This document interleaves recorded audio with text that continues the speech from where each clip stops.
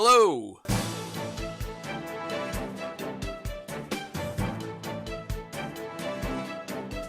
And welcome to episode 43 of Modern Media Review. And in number 43, we're going to cast our media net across the Atlantic, where they are much more sensible about the whole thing that's going on. To speak to our US correspondent, Ben Diamond. I'm not Ben Diamond, I'm Robin Gibson. And I'm not Ben Diamond, I'm Sean Gollogly. And I'm Ben Diamond.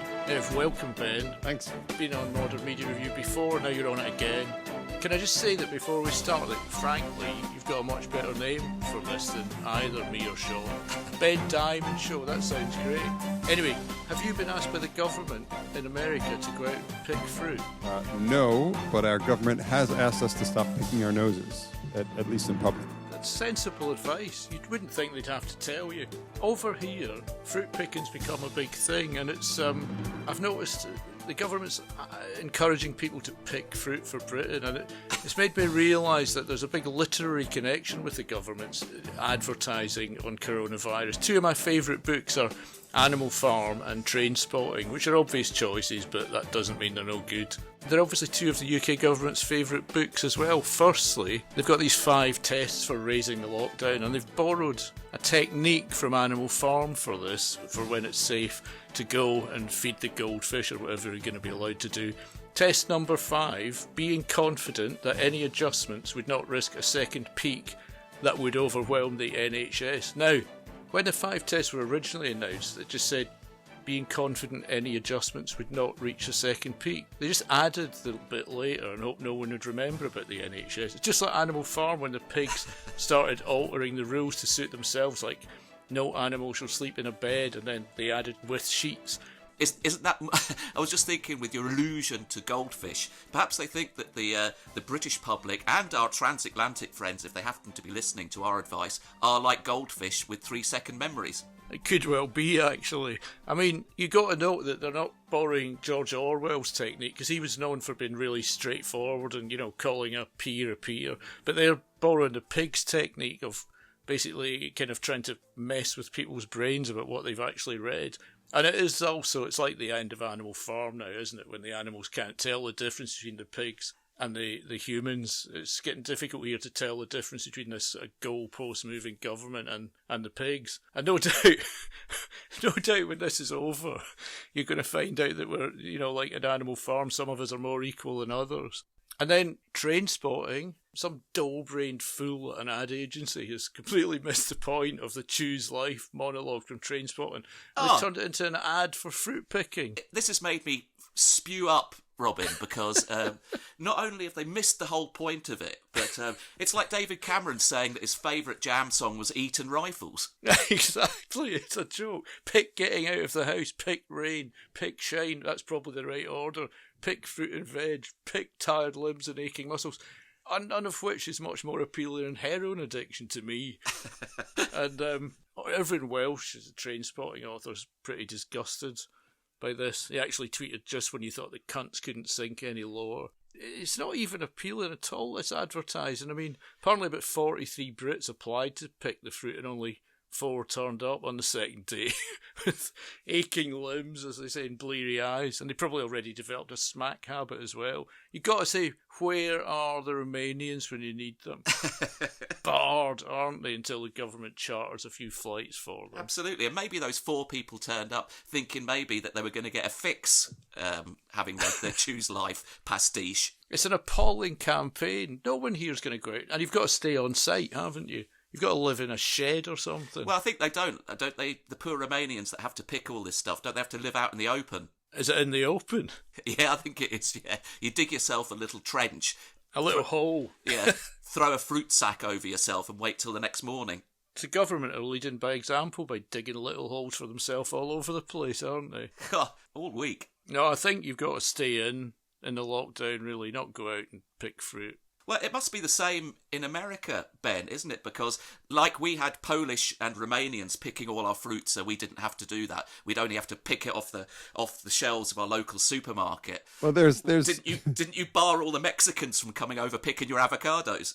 There's no advertisements asking us here to pick vegetables, but I did hear in California there was a shortage of marijuana pickers, but that was quickly solved. A lot of volunteers for that. As long as you don't get searched on the way out, I suppose it's good. When I went to America for the first time, and I'm sure you must have been the same, Robin, was we were coming fresh out of Britain where we only had 4 channels, plus one of Ben's favourites, the Cheese Channel. Yeah, I think the Cheese Channel's off air now, isn't it? I think it should come back by popular demand, Ben. What do you think? Yes. They still have a few cheese documentaries. Gotta love cheese documentaries. God bless. I watched several of them on my first visit to Sean many years ago. Sounds like he was a great host, really sort of showing you a good time. What more could you want? But yeah, so one of the things that we watched over there, which I found fascinating and have taken this addiction back to the UK, was a love of PBS. And we've got this channel, PBS America. And they've been showing, I guess with good reason, a documentary on the 1918 flu pandemic. But interestingly, and I know you guys have watched this in the cause of research, is that they established quarantines in town. They advocated wearing as masks, which was surprising.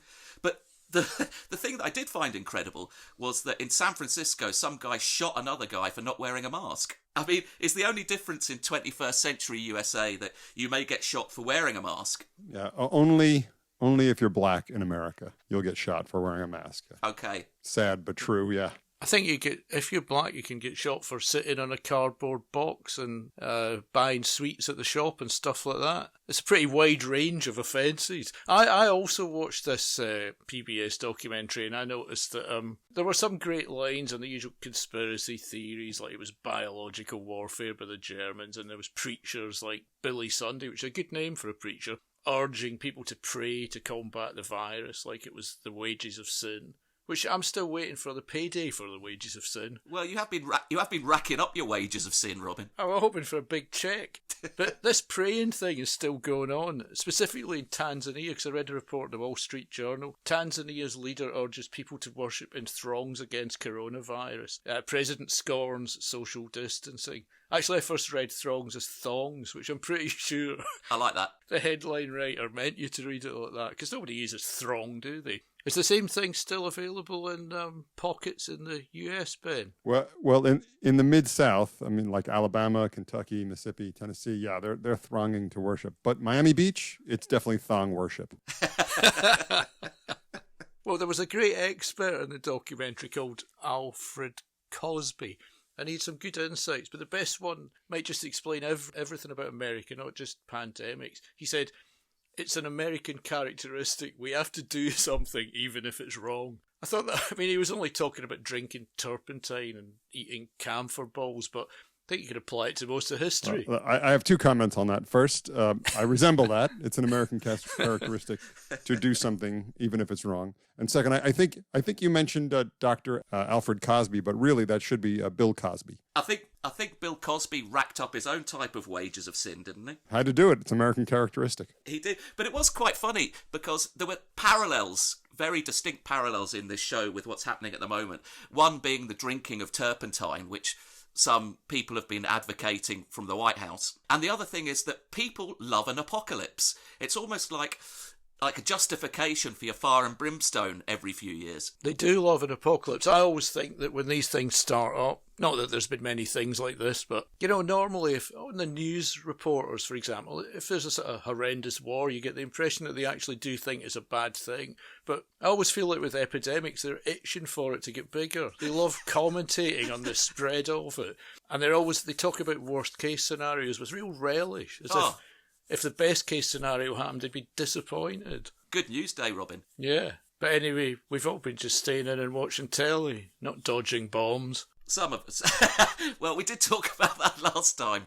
And Junkers and Heinkels and all the rest of it, which have been sadly missing from the news this week. But I'm sure we'll get back to that and flag waving and all the rest of it. But anyway, one of the things that I was thinking about was box sets and is it any different watching nowadays in America as it used to be? Or are we just all the same, Ben? It's funny. I haven't been watching all that much TV, which I know doesn't help a modern media themed podcast. I've been running outdoors without a mask. Yeah, and playing a lot of music. I do 2 or 3 open mic Zoom meetings a week. Whoa. And I attended my very first Zoom Shiva. If you don't know what a Shiva is, that is it's after a funeral. It's a Jewish custom to comfort the bereaved. And this was 125 people on this Zoom meeting to comfort the bereaved, which was an absolute disaster. You must have had a very big screen. Well, Zoom allows I think 16 or 20 people per screen, and so there were 5-6 pages of screens that you could go through, and there were people on from New York, from Israel, from California, all over. This woman was she was elderly and very beloved. Friend, my friend's mother. And by the time I got there were at least 20 conversations going on. There was Hebrew, Yiddish, English. Yeah. Hello, Jeffrey. Oh, hello, Shlomo. Maddie, are you there? Where are you? Shalom, Shmuel. And it was just back and forth, and I thought this can't last for an hour. Eventually, the rabbi muted everyone, but he didn't. In Zoom, you can set up the meeting to stop people from unmuting, but he didn't do that. So finally, someone was speaking eloquently about the deceased, and this older couple, they must have accidentally unmuted and started talking about what they're going to make for dinner. And they didn't realize that they were talking while this guy's trying to talk about the deceased, and 125 people are listening to whether they're going to have salmon or beef. Then the rabbi muted them. Then he had a problem finding the next speaker, because there's so many people. Mordechai, I'm trying to find you. Hold on, folks, just a little longer. Mordechai, where are you? I can't find you. Hold on. Then later, Mordechai is speaking, and someone accidentally hits the share screen button, and they start typing an email to their lawyer. It was an absolute shit show.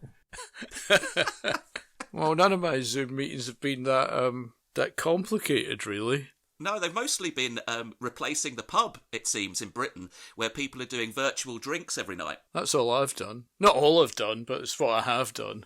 Which I think, when we come out of this, Britain's going to have a massive Prosecco addiction epidemic.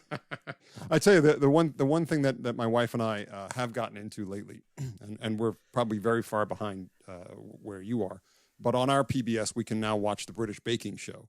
Oh, you're not far behind me, mate. Okay, well, I'm on season 4 now. I have one episode left. I absolutely love Paul Hollywood. Ooh, controversial. Just finished episode 9 where Selassie was eliminated.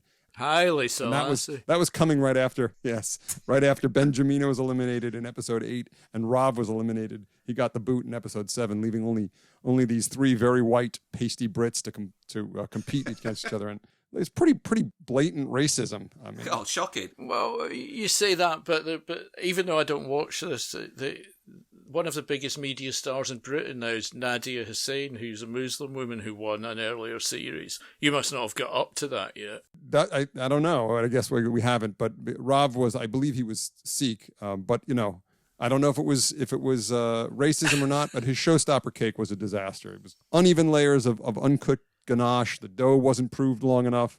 The sponge was raw in spots. The uneven flavor palette.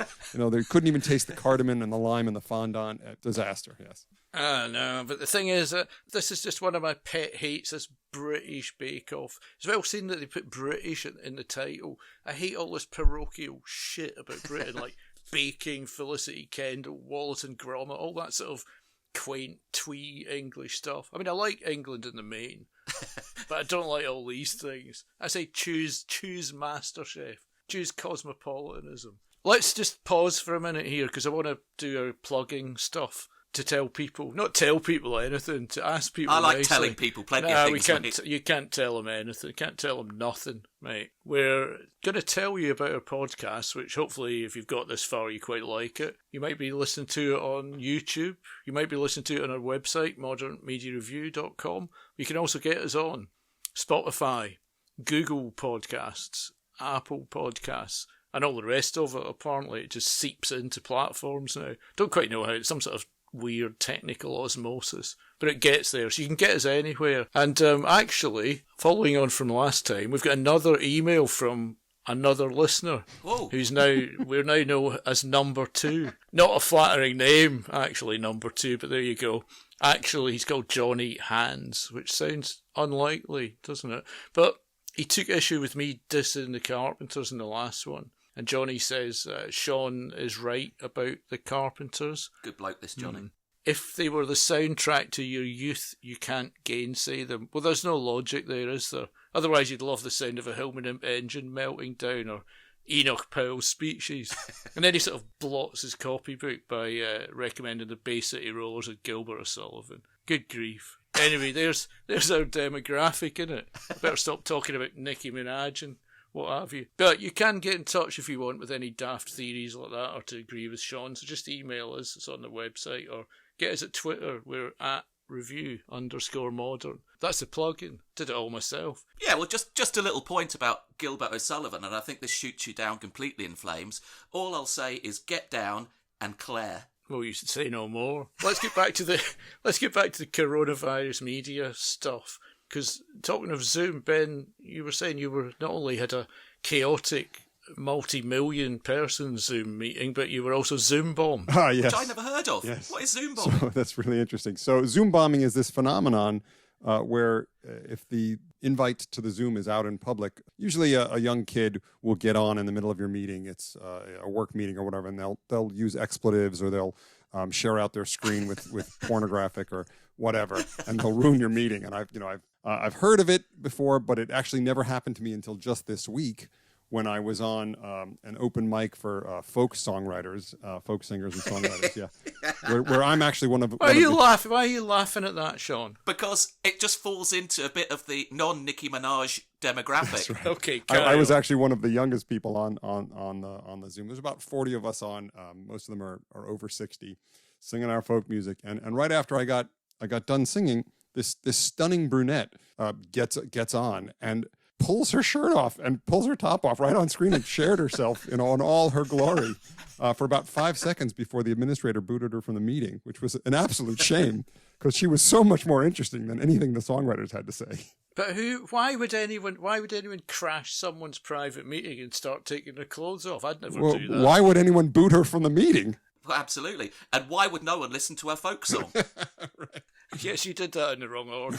Always sing the folk song first, then take your clothes off. Absolutely. Well, I'm absolutely going to attend the same meeting next week. Yeah, me too. And I'll share the link with you.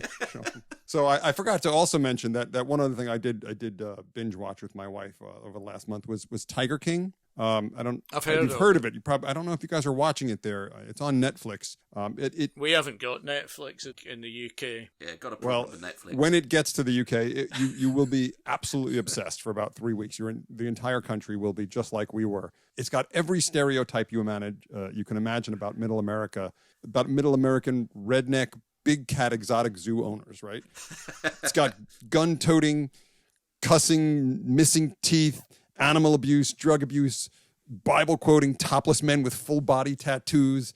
It's got an alleged murder cover-up and a real murder for hire plot captured on tape. And the best part is that the main protagonist in this Middle America, redneck scenario here, he's openly gay with 2 husbands. So it's full of just controversy and complexity. It's a complete American train wreck and a must-watch. Well, if they ever get Netflix across here, then I think they have, actually. I just haven't. Well, we have got it. And I know.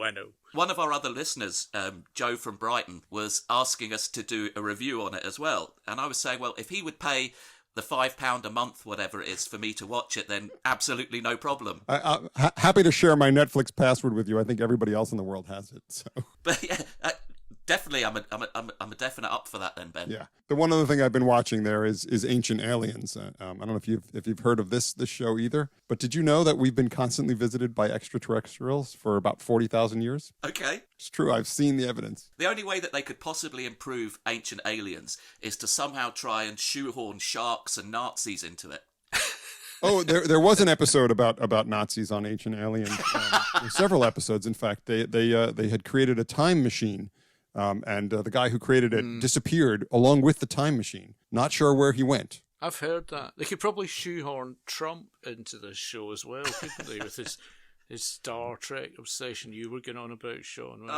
That was quite extraordinary. I mean, he has been absolute classic for us, certainly, what with his bleach drinking and what have you. But this one was the latest one. I think he's been watching box sets of Star Trek at home because he produced some space flags for his new super duper missiles, and he called the search for a COVID-19 vaccine as Operation Warp Drive. Well, I liked him the other day when he said he was really bouncy, and he said he tested for COVID very positively. Then he realised that what he meant was it was negative.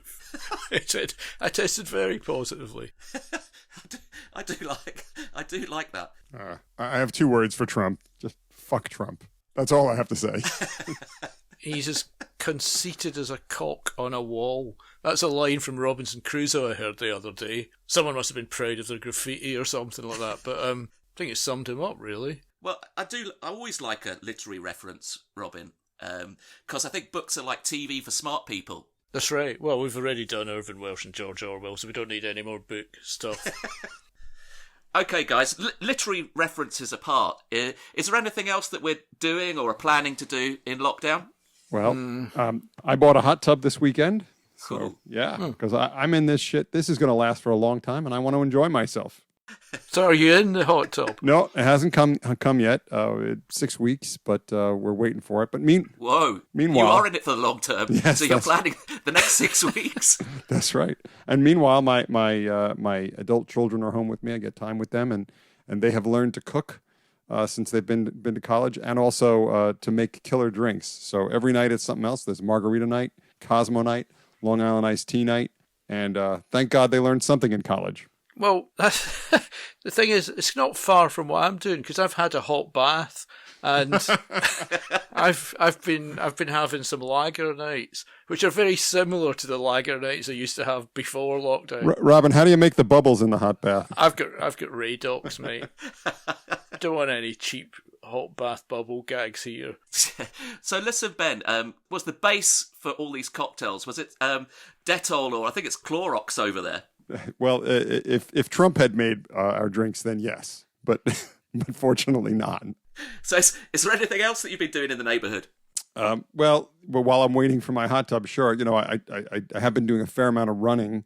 I run a 4-mile loop around my neighborhood just about every day for the past 10 years. And I can tell you in my non-scientific census based on this corona and isolation that this is based purely on my sense of smell. But 60% more people are smoking pot during lockdown.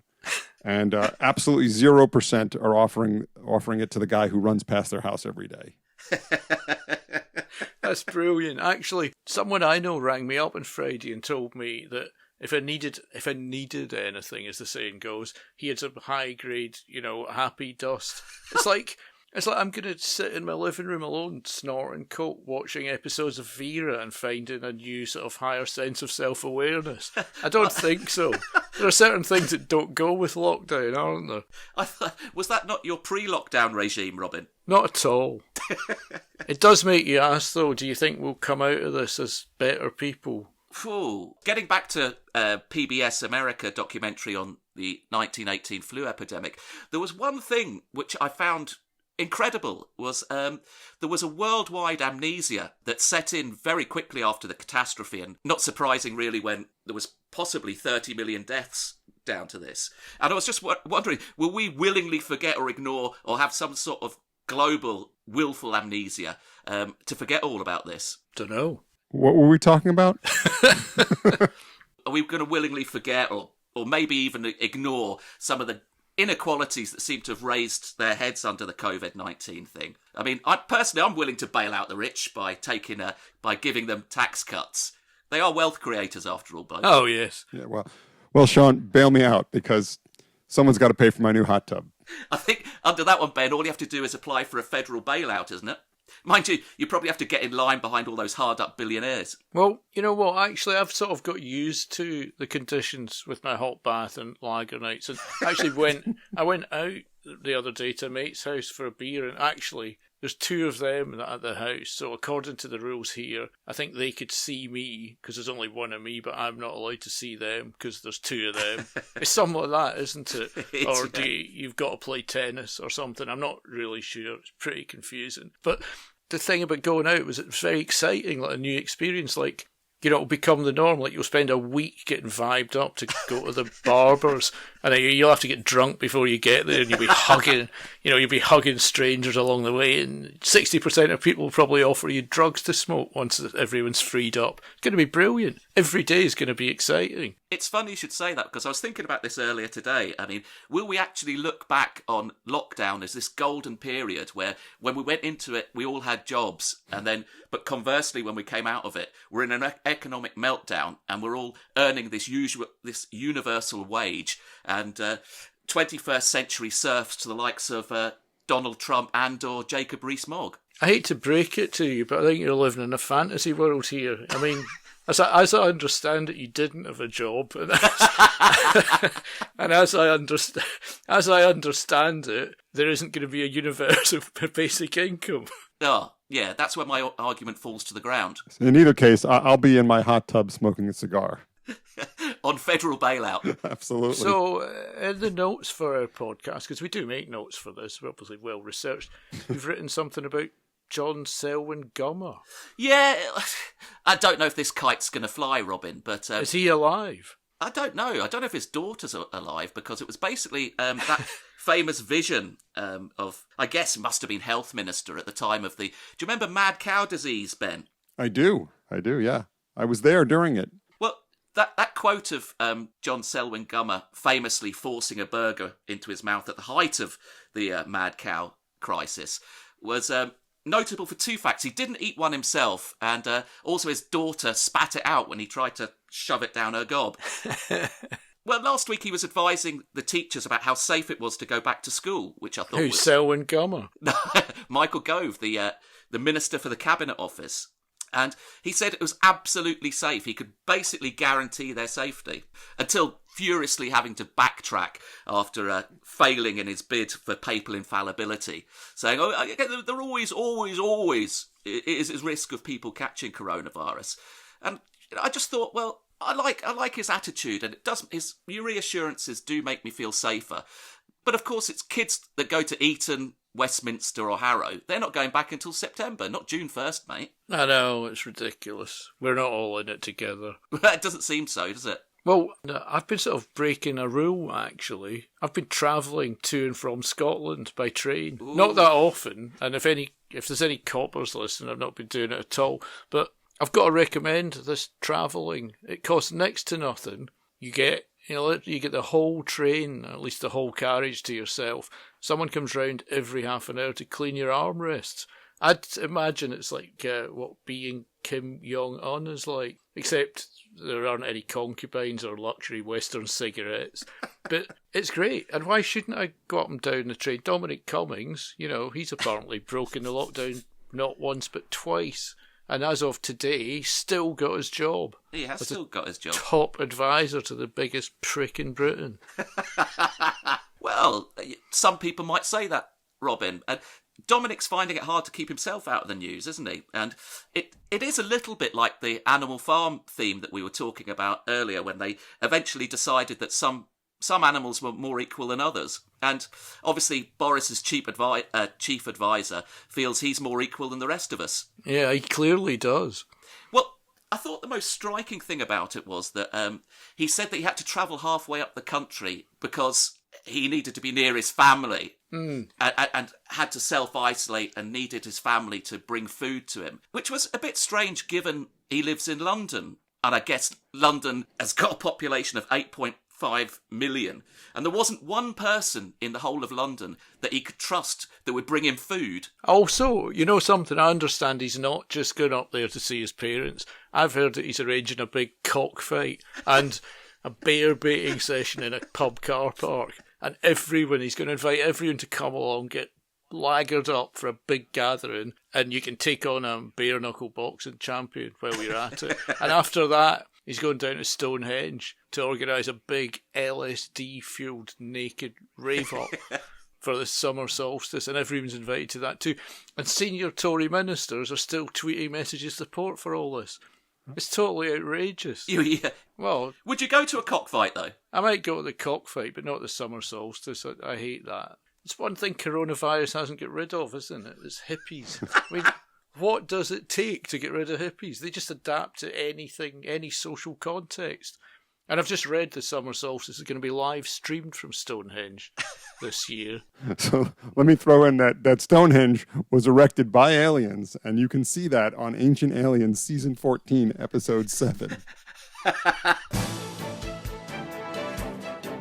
Right, that's enough of this nonsense. I think we've got to call a halt to this. Stonehenge was erected by aliens. Which I think is fair enough, but I'm very impressed that you was episode 7, Ben. That's very good. I'm going to go and watch that. As you should. On that weird extraterrestrial note, I think we should wrap up the Transatlantic Virus podcast. Absolutely. Yeah, so we'll be back in 2 weeks. We've kept this fortnightly thing up very well. Let's say thanks to Ben for coming along. Thanks for having me. Virtually. We haven't been Skype bombed by anyone taking their clothes off, which is a shame. A bit disappointing. And we'll think of something else, and we'll be back in 2 weeks. And thanks very much for listening, if you're still here. Cheers for listening. Cheers. And goodbye.